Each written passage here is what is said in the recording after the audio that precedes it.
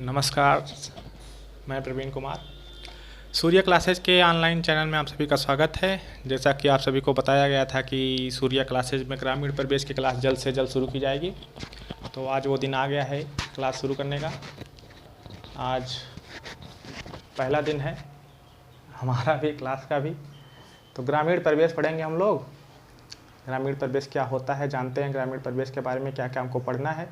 UP लेखपाल के paper में इस सब्जेक्ट से क्या क्या क्वेश्चन पूछे जाएंगे, क्या क्या इंपॉर्टेंट टॉपिक्स हैं, सबको हमें पढ़ना है और अच्छे से अच्छे नंबर पा सके, ताकि हम बहुत कुछ ज़्यादा नहीं पढ़ना है, उतना ही पढ़ना है कि नंबर अच्छा मिले, अच्छा स्कोर कर सकें हम। हालांकि विषय ऐसा है कि थोड़ा कठिनाई हो सकती है, क्योंकि ये पहली बार एग्ज़ाम में इसको शामिल भी किया गया है और ये पढ़ना है हमको इसके बारे में, ग्रामीण परिवेश। तो सब्जेक्ट का नाम ही है ग्राम समाज एवं विकास।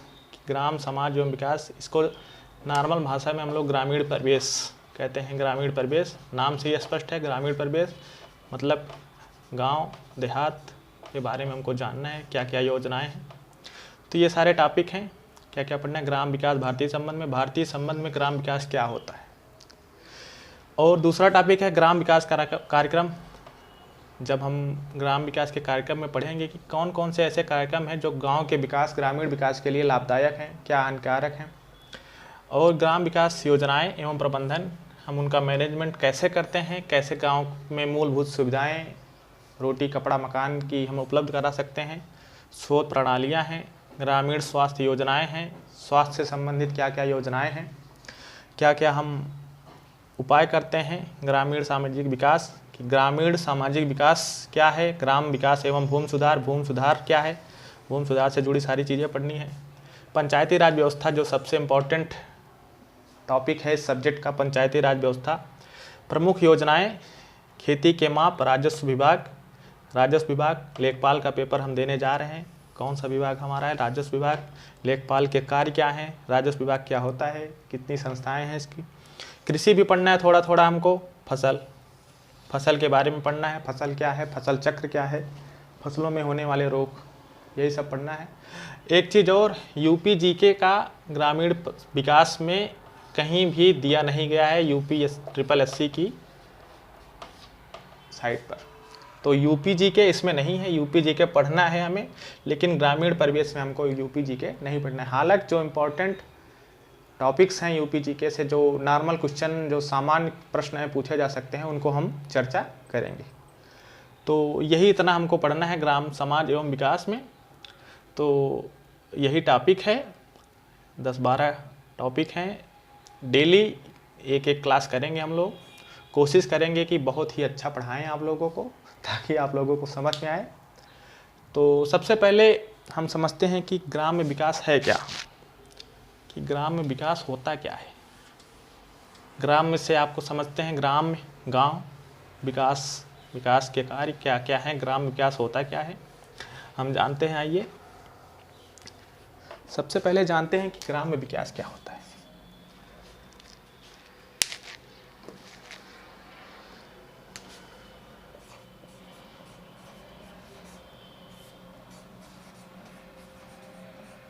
नाम से ही स्पष्ट है, ग्राम में विकास अर्थात गांव का विकास। गांव का विकास कैसे हो सकता है? जो गांव में मूलभूत सुविधाएं होती हैं, मूलभूत सुविधाएं, सड़क, सुरक्षा, स्वास्थ्य, बिजली, पानी,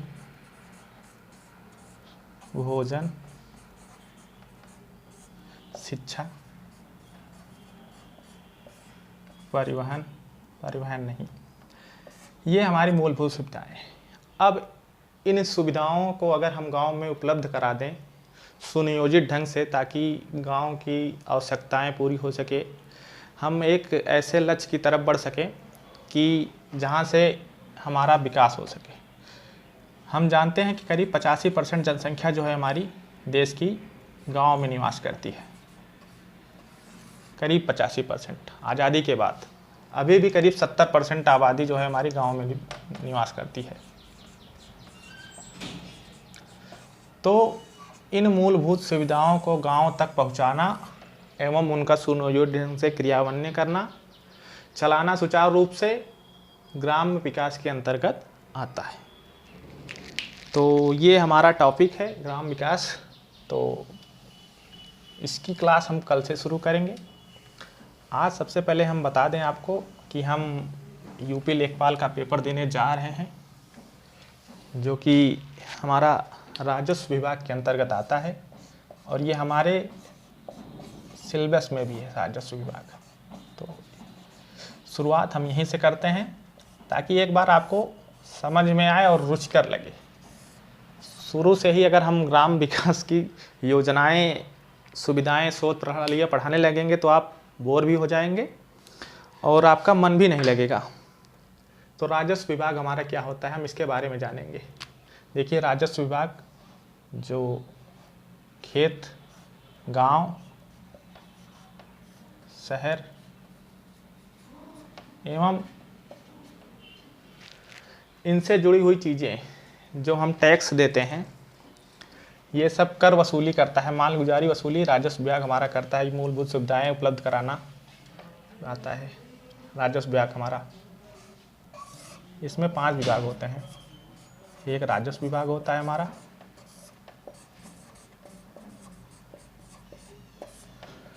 दूसरा चकबंदी, तीसरा है हमारा भूमि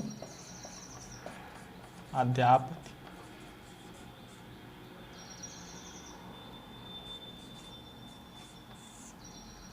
एक और है जिला गजेटियर्स।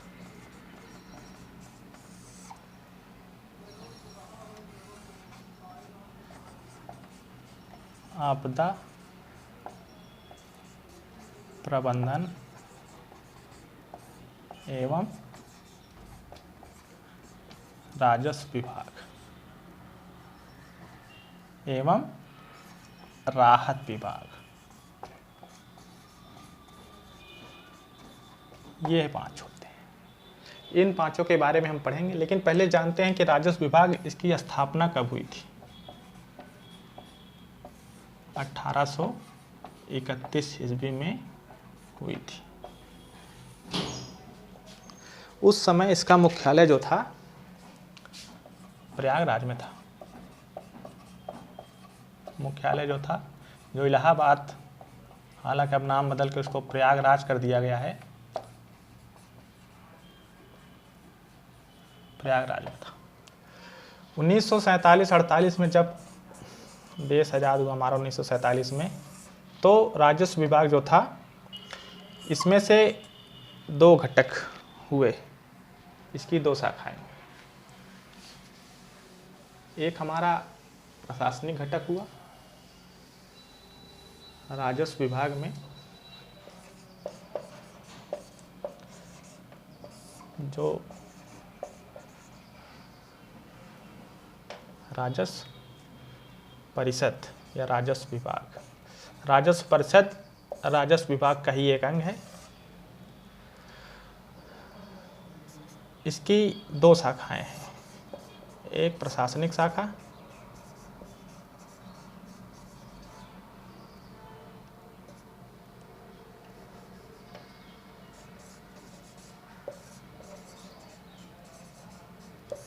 और दूसरी न्यायिक शाखा।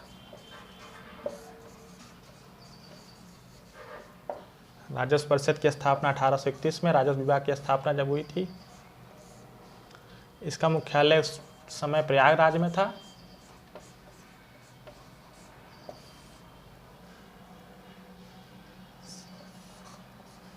उन्नीस 1947-48 में इसका प्रशासनिक शाखा, इसको अलग करके इसका मुख्यालय लखनऊ में कर दिया गया और इसका मुख्यालय अभी भी प्रयागराज में है। तो इतना चीज़ें हम लोग जानते हैं। तो आज इतना हम लोग हल्का हल्का सब जानते हैं। कल से व्यवस्थित ढंग से क्लास एक एक टॉपिक वाइज की जाएगी। कुछ ज़रूरी दस्तावेज होते हैं जो लेखपाल के लिए ज़रूरी होते हैं, तो हम आज एक दो दस्तावेज के बारे में जान लेते हैं कि क्या क्या होता है। देखिए, सबसे पहले खसरा।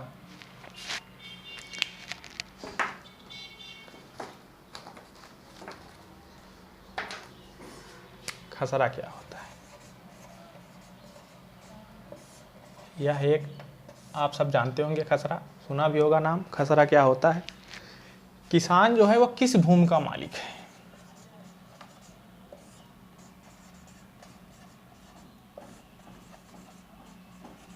किस भूमि का मालिक है? वाह, उसके पास कितनी जोत है?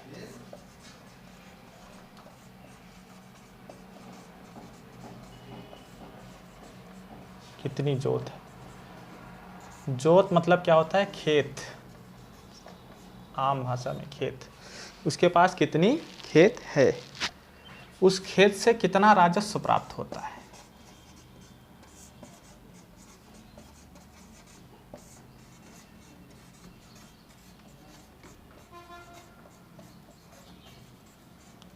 कौन सी फसल, कौन कौन सी फसल बोई जाती है?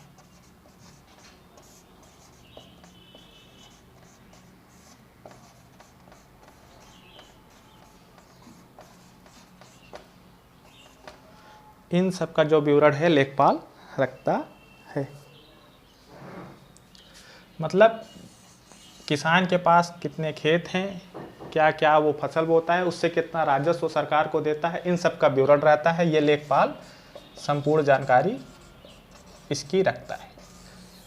खसरा, किसान किस भूमि का मालिक है, उसके पास कितनी जोत है, कितना राजस्व प्राप्त होता है, कौन कौन सी फसल बोई जाती है, इन सब का वो पूरा डाटा रखता है। इसको कह सकते हैं कृषि संबंधित कानूनी दस्तावेज।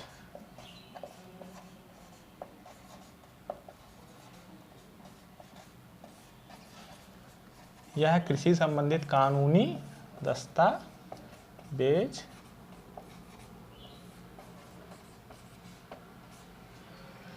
इसके पहले ये हाथ से बनाया जाता था लेखपाल द्वारा, लेकिन 2 मई 2016 से इसका कंप्यूटरीकरण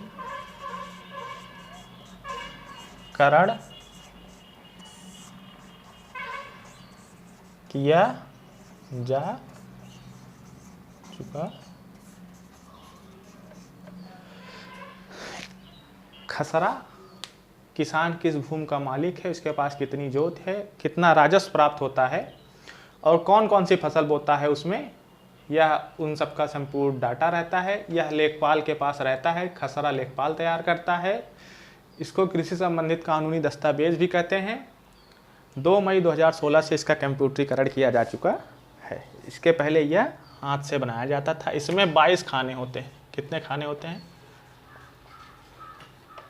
इन 22 खानों में पूरा भूमि का पूरा विवरण रहता है।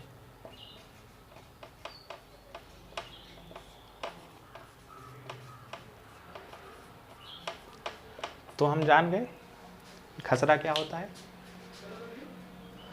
एग्जाम में केवल क्वेश्चन ऐसे ही आएगा, खसरा है।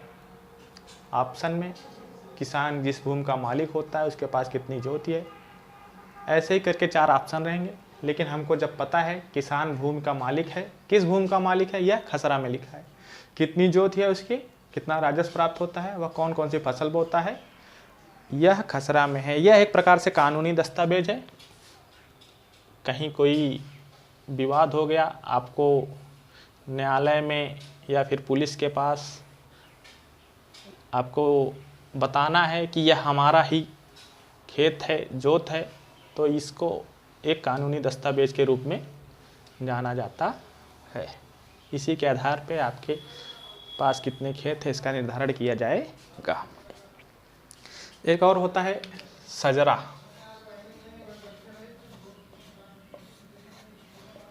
सजरा जो होता है वो गांव का नक्शा होता है।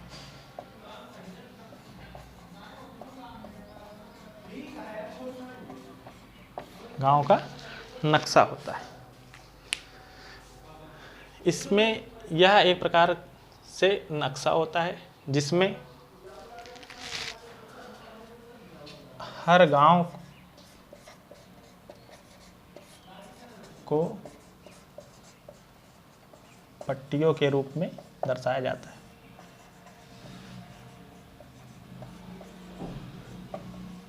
बांटा जाता है और प्रत्येक पट्टी को एक नंबर दिया जाता है।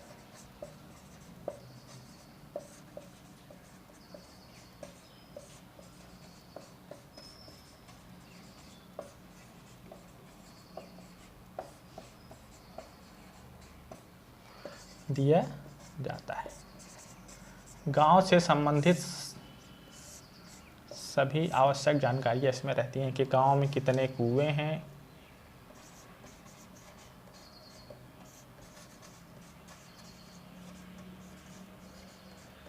कहाँ बाग बगीचे, तालाब, सड़क, रेलवे लाइन,